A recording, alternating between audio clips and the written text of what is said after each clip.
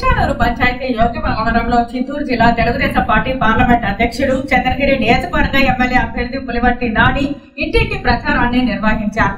Tirupati rural Tiruchanur పంచాయతీలోని యోగిమలవరంలో Pulivarthi Nani పోరాట స్ఫూర్తి, నిజాయితీ, నిబద్ధతకు మంచి నాయకుడని టీడీపీ పార్టీలోకి వైసీపీ శ్రేణులు స్వచ్ఛందంగా చేరుతున్నారు.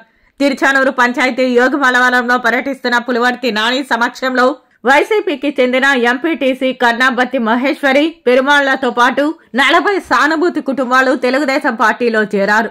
వారందరికీ కండువాలు కప్పి సాదరంగా పార్టీలోకి ఆహ్వానించారు.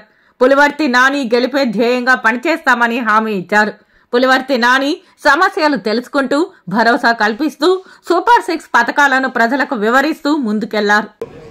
చదువుకున్నటువంటి యువతకు ఉద్యోగాలు లేదు. వీటిమన్నిటిపైన కూడా రేపు తెలుగుదేశం ప్రభుత్వం వచ్చిన వెంటనే కూడా దృష్టి సారించి దానిపైన కూడా నేను పోరాడి వాళ్ళకందరూ కూడా తీసుకొని వచ్చే విధంగా చేస్తానని కూడా తెలియజేసుకుంటున్నాను. ముఖ్యంగా నిన్న జరిగినటువంటి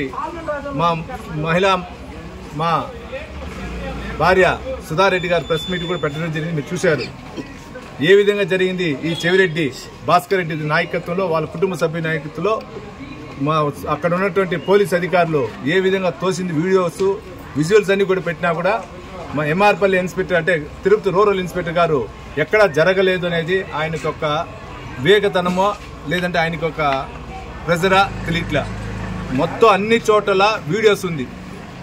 అన్ని చోట్ల వీడియోస్ ఉన్నా కూడా ఎంఆర్పల్లి ఇన్స్పెక్టర్ గారు అటువంటి దాడి జరగలేదనేది ఆయనకే మేము వదిలేస్తాను, ఆయన విజ్ఞతగా వదిలేస్తాను.